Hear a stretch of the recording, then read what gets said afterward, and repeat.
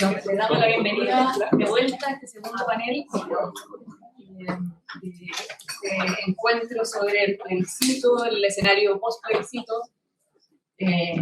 Acabamos de tener un análisis de la elección, del contexto político, social, y la idea ahora con José Ignacio Martínez, decano de la Facultad de Derecho de esta universidad, y con Tomás Jordán, académico de la Facultad de Derecho de la Universidad Alberto Hurtado, es conversar sobre qué viene hacia adelante en términos de mecanismos institucionales para la redacción de una nueva constitución, los actores, el contenido, etc.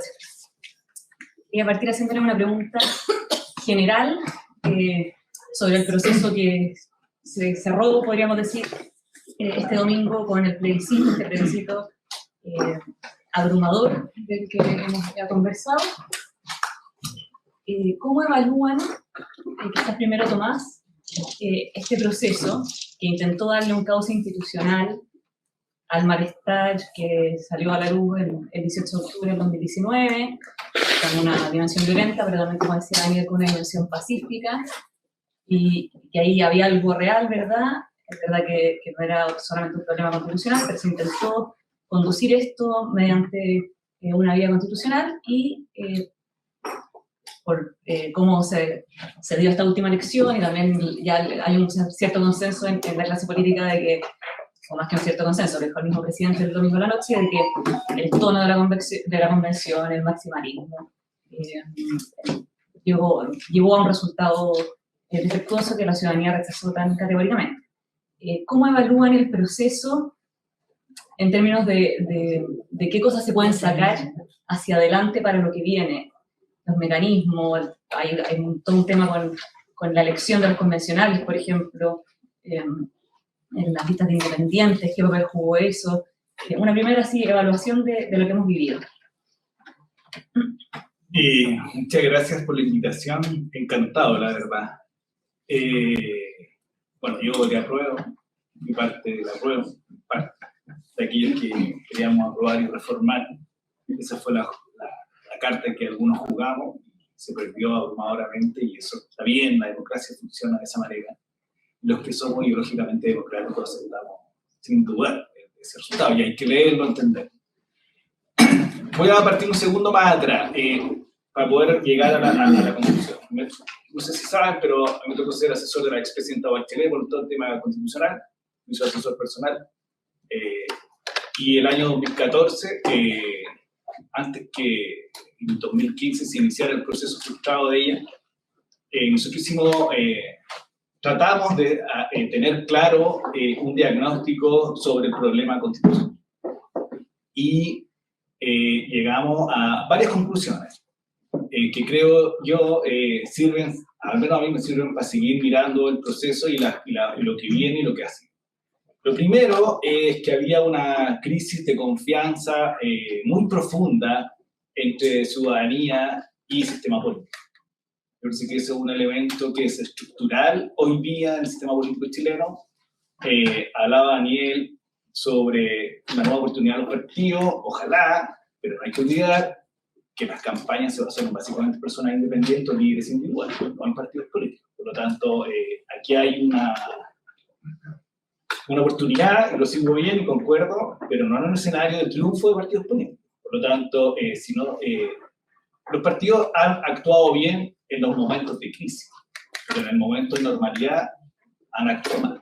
Por lo tanto, creo que aquí la distancia o la desconfianza entre ciudadanía y sistema es clara. El segundo diagnóstico que nosotros hicimos en ese momento tenía que ver con que solo iba a haber una nueva constitución, y eso yo personalmente me dediqué a estudiar casi todos los procesos constituyentes comparados, y tenían dos elementos. Que hayan acuerdos políticos lo más amplios posible dentro de las fuerzas que estaban representadas en esos ámbitos, en este caso una convención, una asamblea, y dos, que tuviera legitimidad social.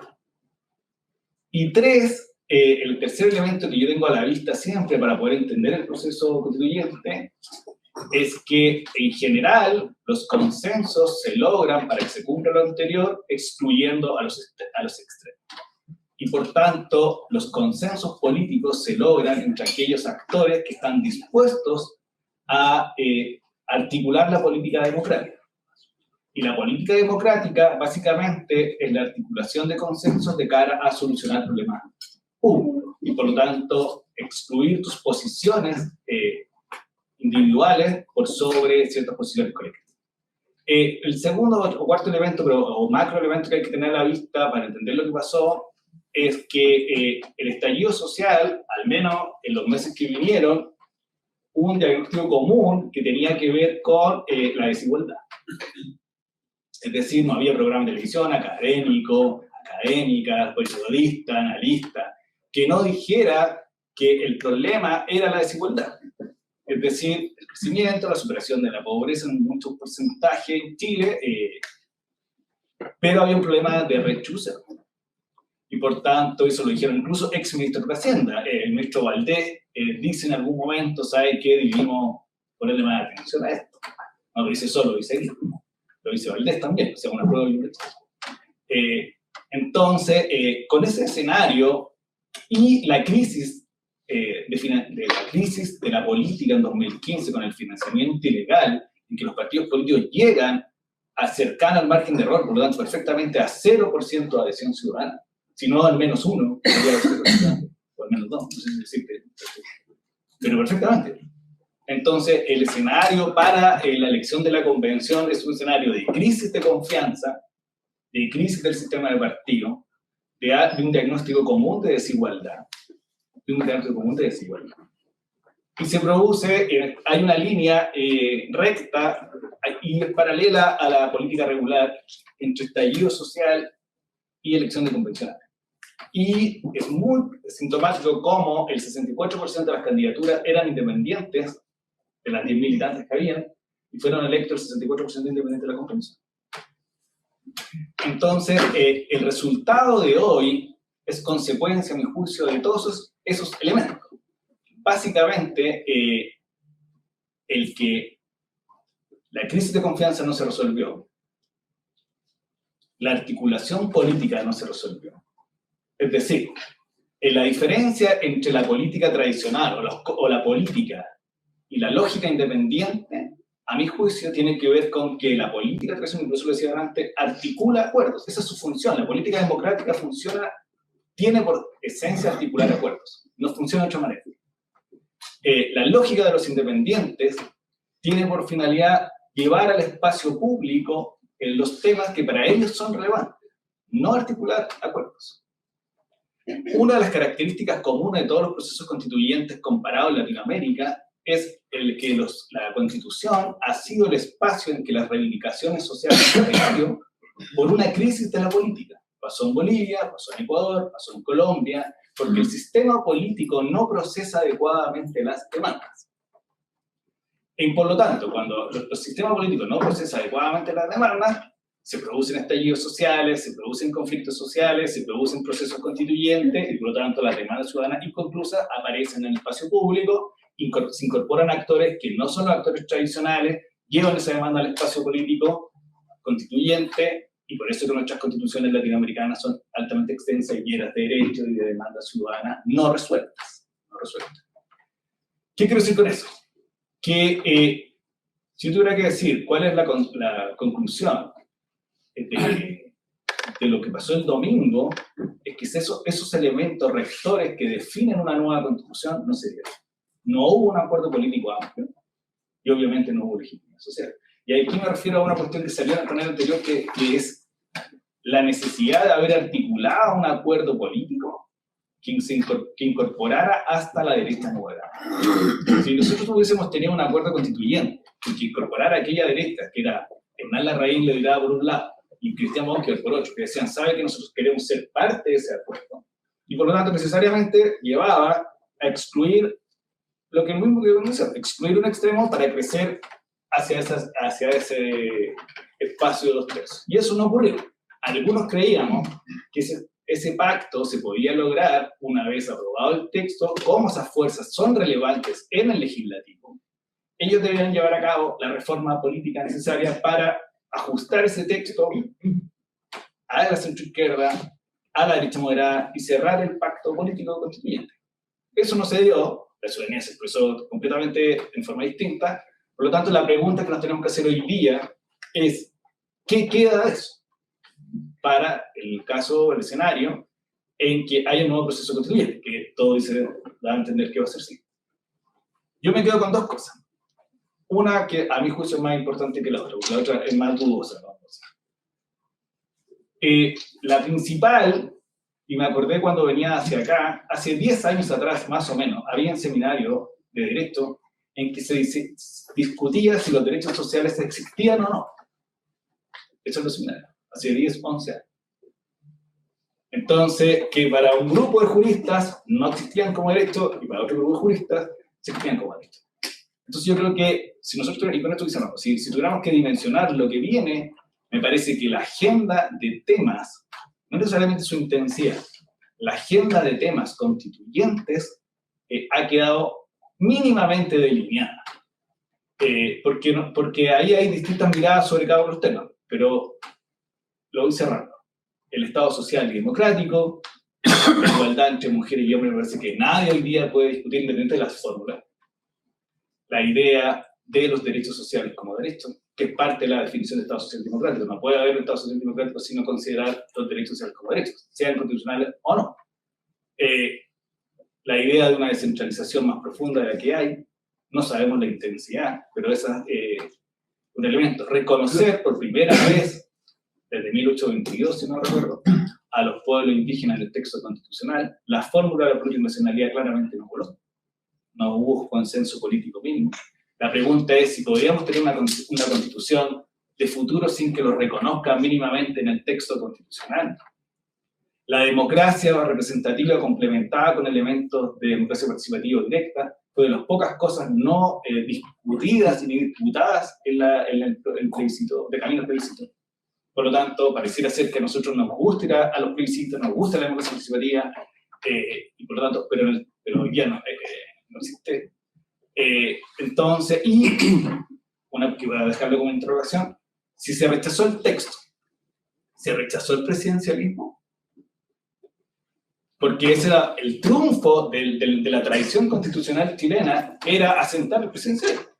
Si se rechazó el texto, yo no soy presidencialista puro, significa que todavía tenemos que discutir nuevamente el presidencialismo porque la gente lo rechazó. Entonces, quiero decir que quedan ciertos mínimos.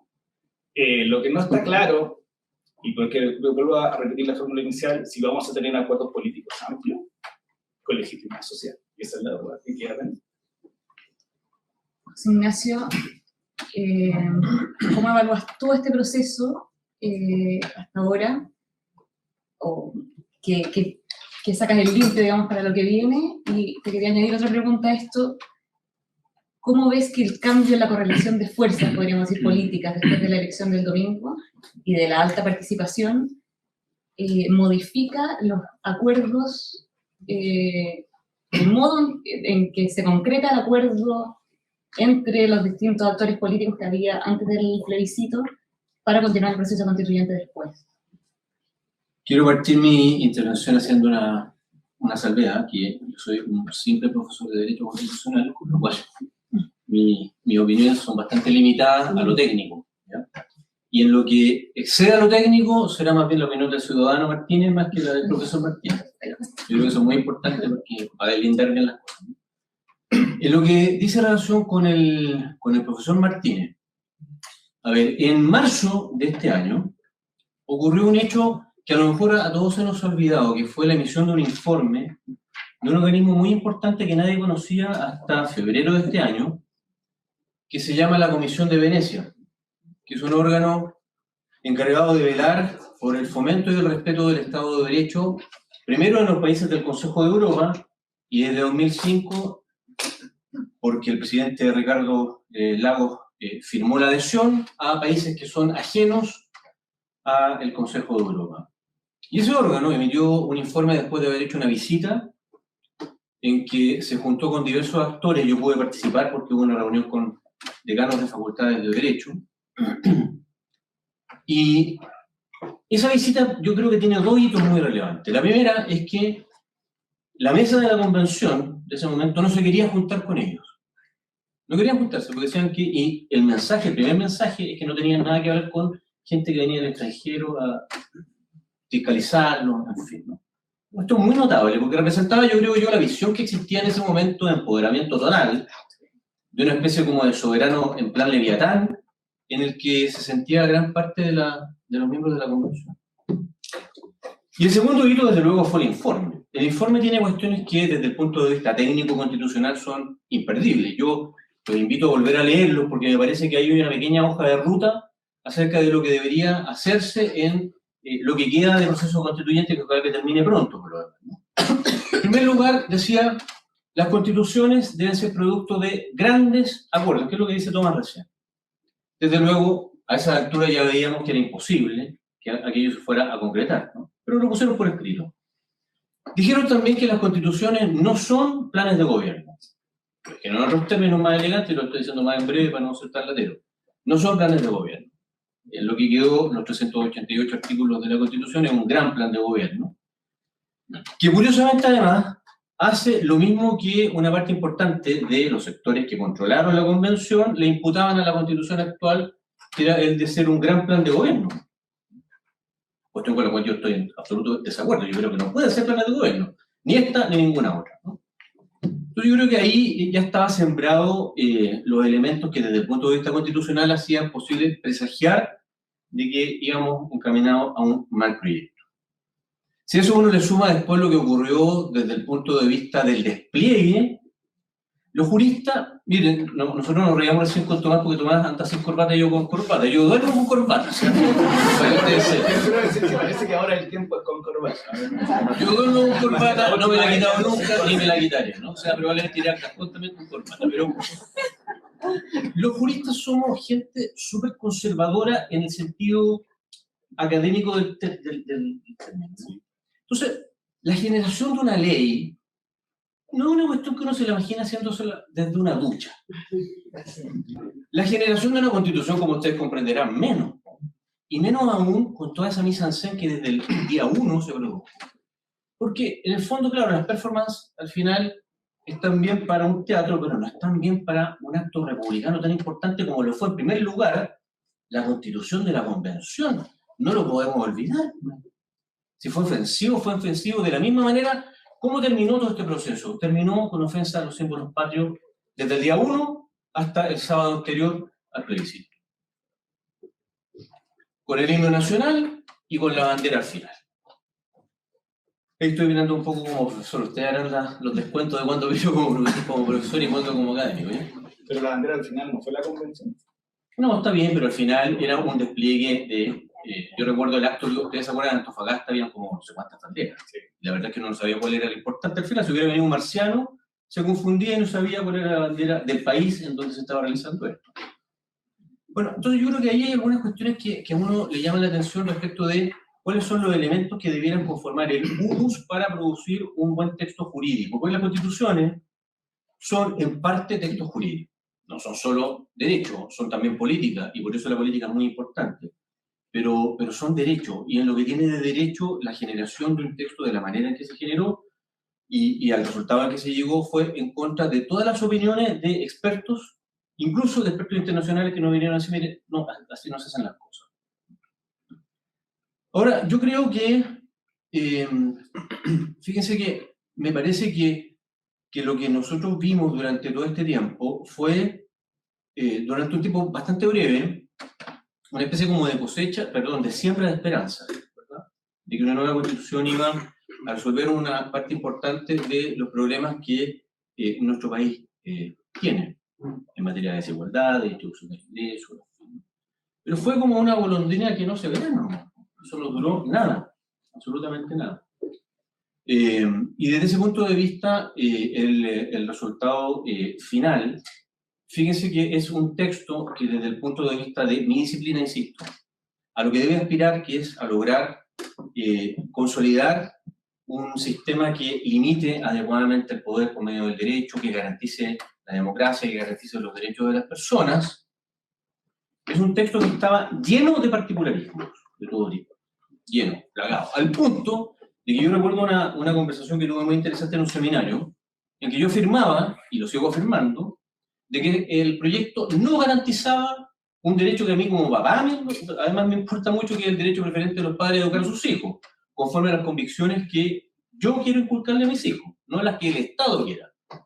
Entonces la discusión era, no, pero es que mira, si el artículo 41 dice que sí está el derecho. Y yo decía, sí, pero tú no puedes interpretar el 41 sino el 35, con los principios que inspiran el derecho a la educación y que son límites a la hora de educar. Entre otras cosas, la ideología de género. Bueno, yo soy cristiano y no me gusta la ideología de género. Y eso estaba en la Constitución. Y nadie lo puede negar. Estaba lleno de particularismo y esos particularismos aquí llevaban a la contradicción. Desde luego, desde el punto de vista del principio de separación de poder, había cosas inquietantes. Absolutamente inquietantes. Yo soy súper conservador en mis posiciones teóricas sobre la teoría constitucional. O sea, yo me quedé en el siglo, para que ustedes se hagan una idea, me quedé en el siglo XVII, que fue cuando se inventó la Constitución. Me quedé con Inglaterra, me quedé con las reacciones frente a los Tudor, me quedé con la idea de que tiene que primar el derecho por sobre la voluntad del soberano, de que tiene que haber separación de poderes y ciertos derechos inalienables. Me quedé en eso. Y eso es harto para una Constitución. O sea, pedirle que una Constitución haga eso y que lo logre de manera efectiva es un exitazo. Y por eso pocos países lo han logrado hasta ahora, con estabilidad. Entre otras cosas, Reino Unido, que nos han dado en estos días un ejemplo estupendo de cómo se puede hacer una transición de un gobierno desprestigiado que se va para la casa con el señor Johnson y con la nueva primera ministra, ¿verdad? Por ejemplo. O Estados Unidos, que más allá de Trump y sus excentricidades, sigue siendo la democracia consolidada más importante y el sistema constitucional más admirado. Alemania más recientemente, ¿no? Pero son pocos, ¿eh? Y los demás hacemos lo que podamos, ¿no? Ahora, en la medida que queramos hacer lo que podamos, ojalá que no nos apartemos de los modelos exitosos. No miremos los malos ejemplos. Miren, con todo el cariño del mundo, somos todos latinoamericanos, todos probablemente con sangre mestiza, y nadie puede, por tanto, tirar piedras contra el tejado, ¿no? ¿Pero ustedes creen que los mejores modelos constitucionales se encuentran en Latinoamérica? Y, insisto, esto es sin ningún ánimo de ser peyorativo ni soberbio, simplemente es pensar en que lo que ha existido lamentablemente en nuestra Latinoamérica desde la independencia hasta ahora es inestabilidad, caudillismo, violaciones de los derechos humanos y dictadura, como parte de la historia constante de nuestro continente. Nosotros cometimos un gran error, creo yo, y en eso yo creo que el presidente Lagos, hoy en una entrevista que aparece en el Mercurio, que les invito a leer si no lo han leído, me parece que hay un punto de inflexión en lo que dice el presidente. El presidente, con quien yo tuve el honor de trabajar durante un par de años en un proyecto que él encabezó que se llama Tu Constitución, el presidente Lagos sostenía que un proceso constitucional debía partir de la idea de la hoja en blanco, y eso es una idea de él. Yo lo escuché por primera vez en el año 2015, ¿puede haber sido? Y lo dijo en CNN, una entrevista. La hoja en blanco. Hoy, cuando se le pregunta, bueno, ¿y qué hacemos ahora con lo que sigue? Dijo que él partiría con lo que tenemos, pero no con lo que tenemos de lo que se desechó, sino que con lo que tenemos, que es su Constitución, la de 2005. Eso es un punto de inflexión importantísimo, creo yo. ¿Y por qué es importante? Porque el constitucionalismo en Chile no puede partir de cero. Hay un texto que a lo mejor ustedes conocieron, que lo hizo un trabajo de investigación fantástico que hizo mi colega el profesor Jaime Arancibia, que es director del Departamento de Derecho Público de la facultad, es mi jefe. Yo soy jefe de él como José Decano, pero él es jefe mío porque yo soy parte de su departamento. Bueno, en ese libro, él muestra que hay una evolución constitucional con un ADN perfectamente identificado en 200 años. Fíjense que él llega incluso a detectar porcentualmente cuánto de la Constitución de 1980 queda hoy, no es más de un 30%. Y el resto es reforma y el resto es historia constitucional chilena. ¿Cómo la vamos a echar por la borda? Nosotros somos latinoamericanos, no podemos decir que esto lo del que sea Sudamérica, es un chauvinismo que ya no se lo cree nadie, ¿verdad? Ya no nos queda. Pero desde luego nadie puede poner en duda de que en el contexto de la historia constitucional latinoamericana las cosas no nos han funcionado tan mal. Fíjense que en la práctica uno podría llegar a afirmar, a lo mejor aquí Tomás me podría o ratificar o contradecir, las dos cosas también. Uno puede afirmar que más o menos desde el año 1833 en Chile existe un sistema constitucional. Sistema con un Estado unitario, que no significa que no se deba modificar en algunos aspectos. Yo soy porteño, entre paréntesis, así que pregúntenme si soy partidario de la centralización. Por supuesto que soy contrario a la centralización y muy partidario de la descentralización. Sistema presidencialista, modelo bicameral simétrico, derecho y libertad y garantía. Y podemos agregarle más cosas, no hay problema, pero ahí está la esencia, como parte de la historia constitucional chilena y de la identidad constitucional chilena. Yo eso lo defendería. Yo creo que lo que dijo hoy el presidente Lago me parece muy importante, muy interesante, porque muestra, insisto, un cierto punto de inflexión. Yo no digo que todo el mundo vaya a hacer caso a él, pero como a mí me parece que el señor tiene bastante estadística, yo creo esto. Yo creo que en esto me da la impresión de que vamos a tener un punto de inflexión muy importante porque debiera llevar a que se genere el acuerdo pronto. Por supuesto, esto no significa que nos vamos, porque a mí esto de estas divisiones maniqueadas que hemos sido llevados en los últimos 3 años en Chile, entre los buenos y los malos, dependiendo de en qué bando a uno lo alineen, porque ni siquiera es que uno se alinee, yo creo que ya se acabó también, me da la impresión. Entonces, esto de que uno diga, mire, no vamos a considerar nada de lo que estaba en el proyecto de Constitución, me parece que es un error. Ahí hay cosas positivas, sí. Por ejemplo, fíjense que había una norma que a mí me parece interesante, sobre todo una norma que no sé cómo habrá llegado ahí al final, ¿no? El equilibrio fiscal. Interesante. O por ejemplo, mire, los derechos, sobre todo los derechos que consisten en prestaciones, pero también guardando el equilibrio fiscal en la medida de lo posible. Interesante. Había cosas interesantes en cuanto a objetivos, por ejemplo, la idea de descentralización, lo que pasa es que está más concretada, a mi juicio. También interesante. Por ejemplo, lograr mayor equilibrio entre presidente de la República y Congreso. Interesante, más concretado, pero también son ideas interesantes. Entonces, yo creo que, en resumen, me parece que es un proceso que partió mal, y lo que parte mal, los pequeños errores al comienzo son grandes errores al final. Me parece que eso está parte de una afirmación de un filósofo griego, no recuerdo cuál es, no en este momento, ¿no? Pero lo que parte, los pequeños errores al comienzo son grandes fisuras al final. Creo que despreciar nuestra historia constitucional es un error. Creo que lo que debemos hacer es mirar a los mejores ejemplos constitucionales del mundo, no a los peores. Y creo además que el sistema constitucional chileno puede construirse sobre la base de su historia, incluye también el frustrado proyecto de constitución.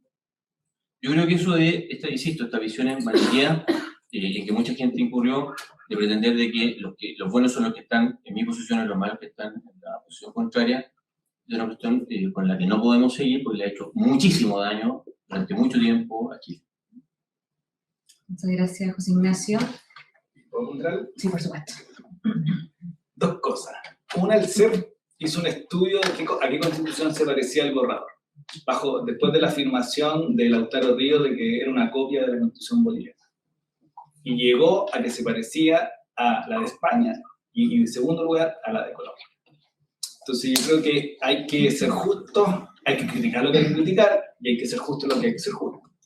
Por lo tanto, que nosotros como país hayamos adherido a la idea de plurinacionalidad que es propia de la Constitución boliviana y del Ecuador, no significa que la Constitución se parezca a la de Bolivia o de Ecuador.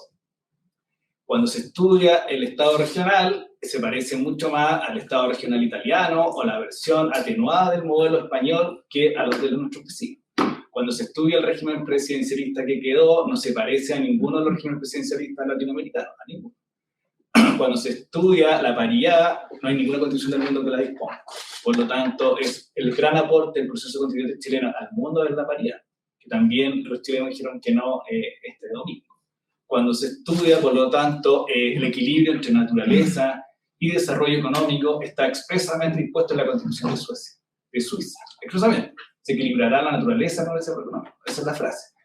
Francia reformó su constitución en el 2005 con una carta de derechos de sostenibilidad y medio ambiente para equilibrar naturaleza y desarrollo económico. Por lo tanto, hay que criticar lo que hay que criticar, pero hay que ser justo lo que hay que ser justo. Por lo tanto, no se parecía a las constituciones latinoamericanas. Lo que pasa es que, vuelvo a insistir, hay una cuestión de reivindicaciones sociales muy propias de los procesos constituyentes latinoamericanos, que eso, a mi juicio, se diferencia.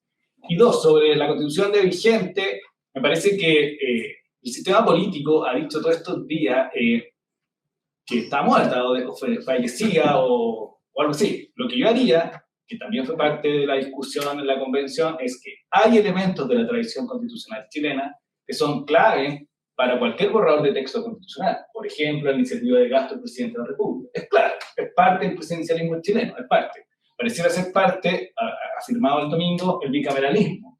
La pregunta es si es un bicameralismo espejo o hay otras formas de presidencialismo que no sean necesariamente que las dos cámaras tengan que hacer la misma pega en el legislativo. ¿Qué quiero decir con esto? Que hay elementos sobre la mesa para pensar la nueva constitución, por un lado. Dos, que, insisto, no hay que ser justo en lo que hay que ser justo con la convención, y no, sobre la sostenibilidad fiscal, a mí me tocó, no sé si lo sabes, pero redactar el proyecto de la presidenta Bachelet, yo fui el que lo redactó. Y la sostenibilidad y la responsabilidad fiscal estaba ahí como criterio esencial para poder tener derechos sociales establecidos en el texto constitucional, el equilibrio entre progresividad, sostenibilidad y responsabilidad fiscal. Me parece que es un gran aporte del texto en ese sentido, que tengas derechos sociales bajo reglas de responsabilidad. Perdón, solo para cerrar. Efectivamente hay que ser justo con lo que es justo, pero en términos generales, en lo esencial, vamos a ver. Modelo plurinacional viene de dónde viene, el Estado plurinacional, ¿no? Estamos de acuerdo que es Bolivia, Ecuador y Rusia, ojo, es un Estado plurinacional también de acuerdo con declarado en el texto. Claro. Entonces, yo no sé si sean buenos modelos, de verdad, te lo digo en serio. No, te estoy diciendo que... Después, claro, un presidencialismo como el que teníamos, como el que proponía, sí, pero es que ese es el problema.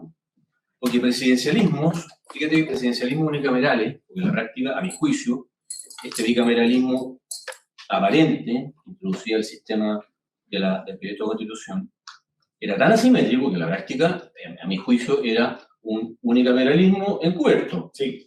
Sistemas presidencialistas unicamerales, la constitución de la dictadura fiscal, que la quieren cambiar ahora, quieren establecer el Senado.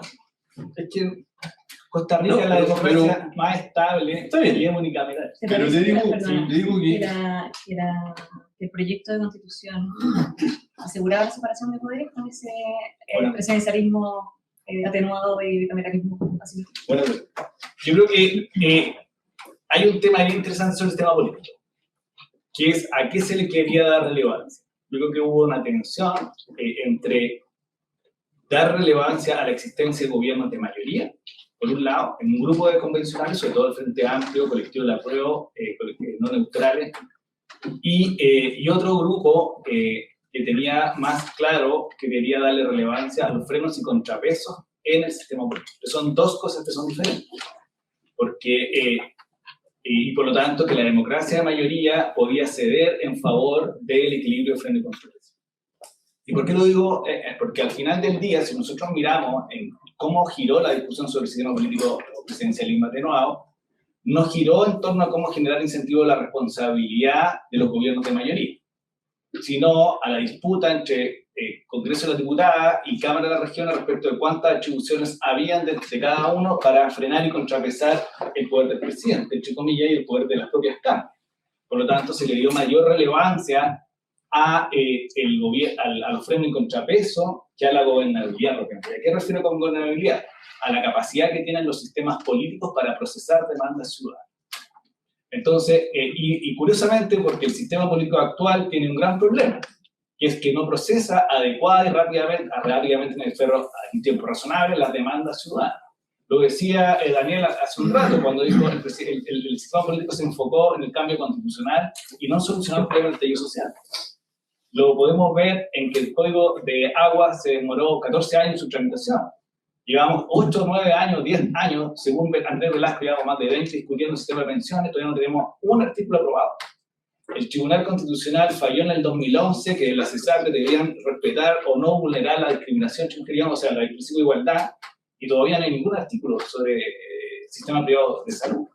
Ni siquiera, también había un inicio de consenso sobre reformar el sistema de salud pública, y tampoco hay nada. Se presentó por el presidente Piñera. No se ha movido nunca más el proyecto.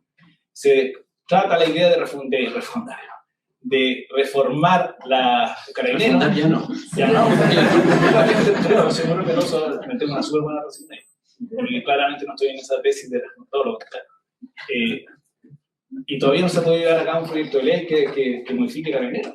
Entonces el sistema político chileno tiene un problema de procesar demandas ciudadanas, tiene un problema de gobernabilidad, de dar respuesta adecuada a las demandas de las personas. Y en la convención yo diría y afirmaría sin ninguna duda que esa idea se confirmó en la convención. La idea de no privilegiar los frenos y contrapesos por sobre la gobernabilidad fue una decisión política, un acuerdo entre la UDI, el PS y el PC. Ellos dijeron, ¿sabe qué? Vamos a privilegiar un sistema presidencial que tenga frenos y contrapesos. La puta estuvo ahí contra FA, que quería un sistema parlamentario primero, después parlamentario unicameral.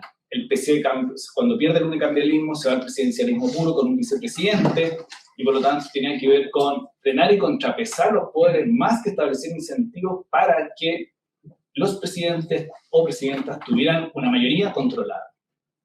No hay ningún incentivo en el proyecto. Algunas personas dijeron, a mi juicio erradamente, de que un proyecto así iba a incentivar autoritarismo. ¿Por qué? Porque el presidente iba a tener la misma mayoría que el Congreso. Cuestión que no hay ni un incentivo para que eso sea. De partida, el único incentivo que se dispuso, que era que la segunda vuelta electoral coincidía con la elección de congresistas, para así, los dos candidatos que iban a la segunda vuelta, o uno de ellos pudiera pensar en una mayoría en el Congreso, se rechazó. Se rechazó.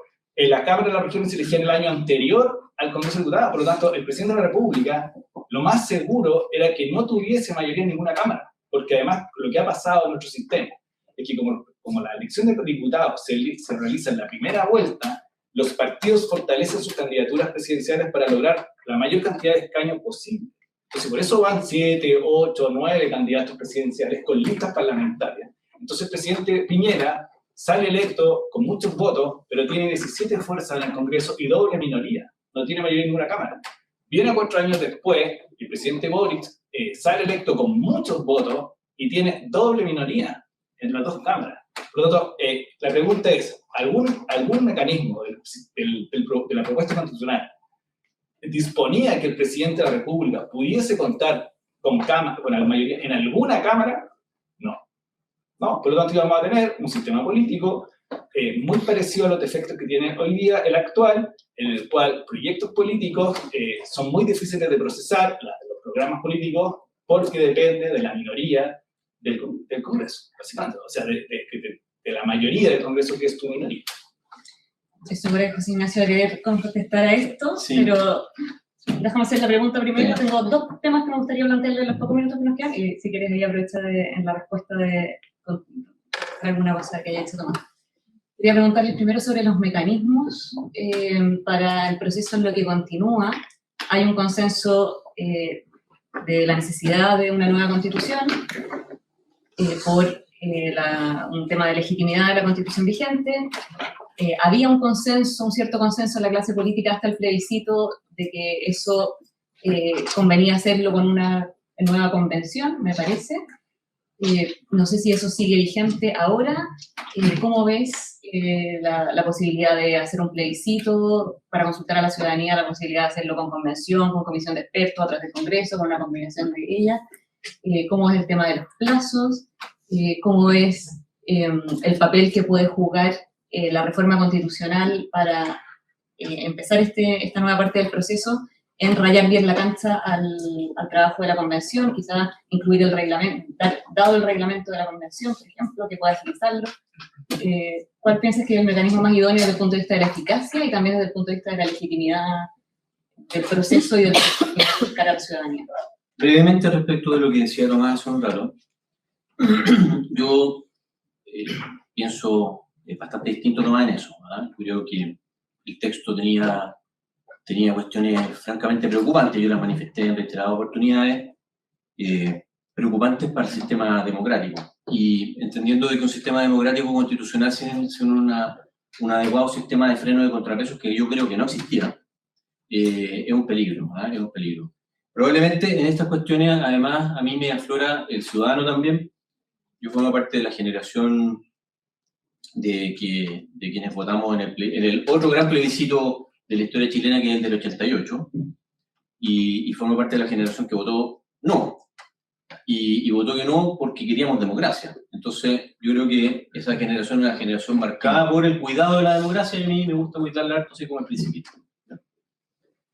Y había cuestiones que, además del bicameralismo asimétrico, que me parece que es un problema desde el punto de vista de freno y contrapeso, para que haya verdaderamente buenos frenos y contrapeso, simetría, ¿ya? Y en eso yo no creo en las grandes innovaciones, yo creo que en estas cuestiones vayámonos a la segura, ¿no? Vayámonos a la segura, hacer grandes experimentos. A mí me llamó mucho la atención cuando mi ex profesora Agustín Esquella le hacen una pregunta respecto del sistema político, y él dice, bueno, lo que pasa es que efectivamente el sistema político es un experimento.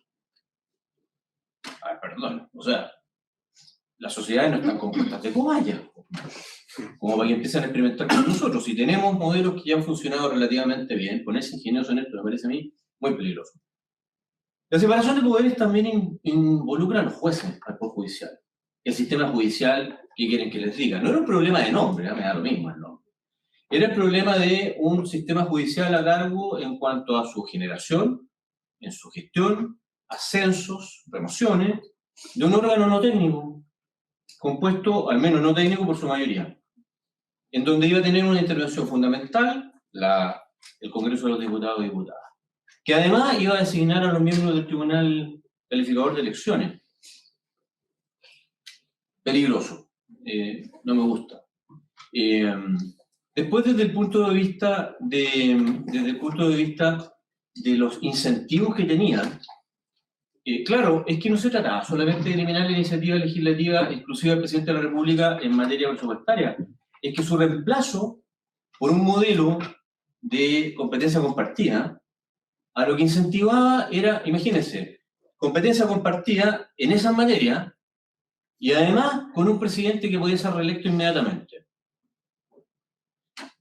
Si yo fuese presidente, que no lo seré jamás en mi vida, no, por supuesto, pero si yo fuera presidente y estoy en mi primera periodo presidencial, firmo lo que me pongo por delante, aun cuando yo sepa, a ciencia cierta, de que a lo que único que conduce es a populismo y que sean malas leyes desde el punto de vista económico.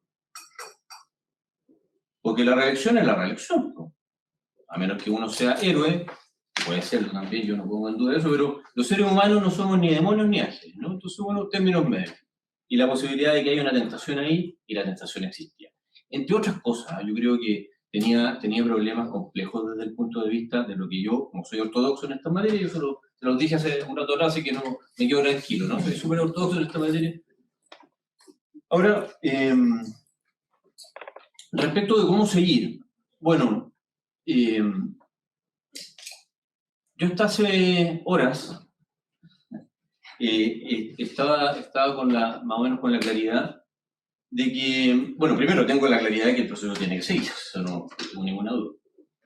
Y también tenía claro de que pareciera, porque era lo que había escuchado yo con amigos políticos, porque yo no soy político, tengo amigos políticos, me decían de un lado y de otro de que lo más probable es que se avanzaría hacia una nueva convención, sin plebiscito de entrada, que además parece que es algo que el presidente ha avalado ya, y en un modelo electoral mixto.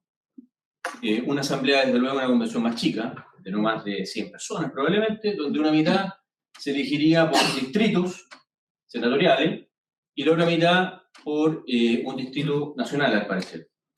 Y además, se decía, tenía que ser un sistema de lista cerrada, y además, lo que me explicaron a mí, que en el distrito nacional incluiría una mitad de expertos.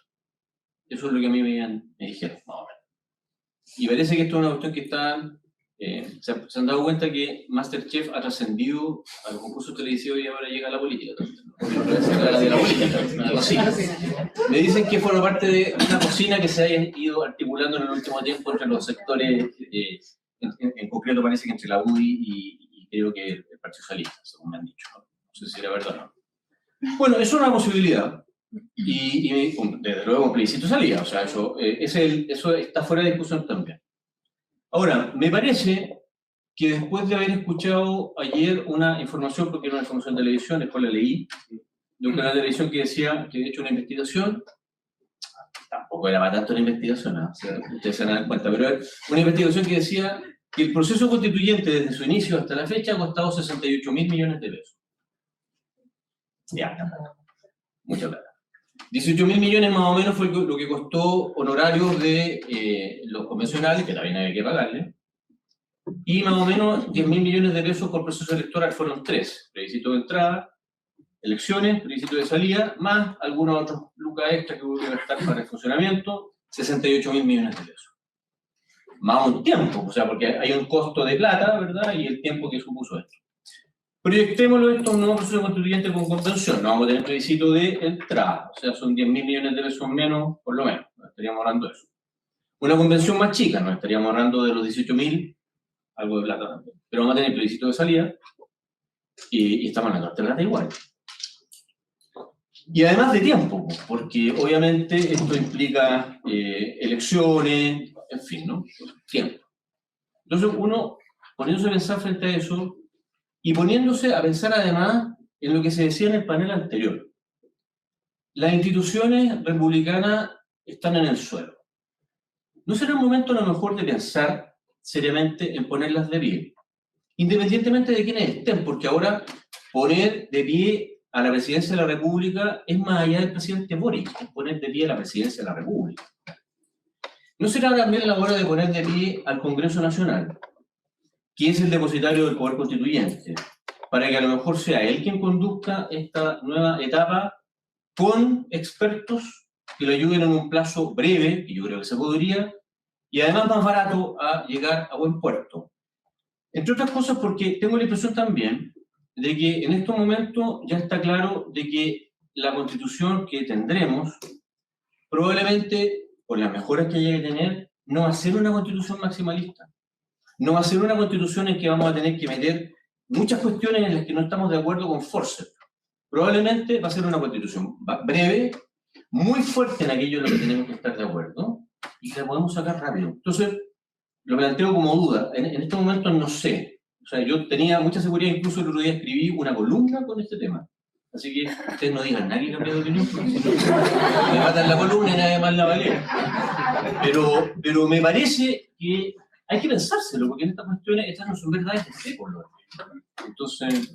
¿Cómo lo ves? Estamos pasando el Sí, tiempo, pero muy breve, muy breve. minutos. Sí, a ver, parto por lo último que dice José Ignacio. Estoy muy de acuerdo en que pareciera ser que la Constitución va a ser un acuerdo de temas, y de ahí a partir de los temas que son amplios, y por lo tanto seguramente va a ser más breve. No necesariamente minimalista, pero sí más breve, ¿no? Que es distinto. Todo parece ser hasta el día de hoy, salvo que en su posición en un y se haga irradie. Nadie me hará caso porque no sé. En mi casa no me sé caso. Probablemente si yo digo esto, tampoco. Sí, pareciera ser que va a haber una convención nueva. No tengo claro la discusión del sistema electoral, que siempre es lo más difícil. Porque siempre aparece. Es más problemático probablemente en la entonces, siempre apareció la lista nacional, siempre aparece. La vuelta es como muy parecida. Siempre aparece la lista nacional, con lista cerrada, y después va cambiando de manera, termina siendo un distrito, porque básicamente la pregunta es ¿por qué un diputado va a aprobar la lista nacional? Si él se elige. Entonces pierde poder. Y aquí la clave es entender que los que toman las decisiones son los que tienen poder, y por lo tanto la pregunta es ¿por qué alguien va a querer poder cederle poder a una lista nacional de partidos en perjuicio de su propio liderazgo? Entonces yo creo que si es así, puede estar equivocado, va a ser un distrito muy parecido a lo que existe hoy día. La discusión va a estar si hay paridad o no. A mi juicio, es uno de los elementos que son esenciales del sistema hoy día. Pero eso no está en duda, ¿sí? O sea... Es que hay algunos que dicen que puede haber paridad, pero en la lista y no en el resultado. No es lo mismo. Es una cosa que tengas una como lista. El sistema electoral vigente hoy. Es por cuota. Paridad de Y entrada. claro que por lista es mujer-hombre, pero quien salga electo. Por lo tanto, según quién tú pongas en la lista, puede ser más competitivo o no. Y la tendencia es siempre poner a las mujeres atrás, a menos que en el proceso constituyente se produjo el proceso inverso. Las mujeres tuvieron que entregar escaños a los hombres. Pero bueno, la paridad. La discusión está en qué porcentaje los pueblos indígenas van a participar. Pareciera ser que va a ser a la baja, y por tanto, hasta el día de hoy es la sensación ambiente. Y 3 tiene que ver con lo independiente, y ahí claramente pareciera ser que la lista independiente ya va a retirar, y por lo tanto la pregunta es si tú sigues como independiente hoy día, que vas solo, o independiente dentro de lista de partido y pacto. Y esa es la negociación, y por lo tanto, yo creo que sí tenemos más avanzado, como decía en un comienzo, los temas, hay un problema de intensidad más que de temas, y dos, la fórmula pareciera ser que nos vamos a ahorrar el plebiscito y por tanto, eso parece ser. Hay una cosa simbólica que algunos actores han planteado, sobre todo de la centro-izquierda hacia la izquierda, que es que el próximo año se cumplen 50 años del golpe de Estado.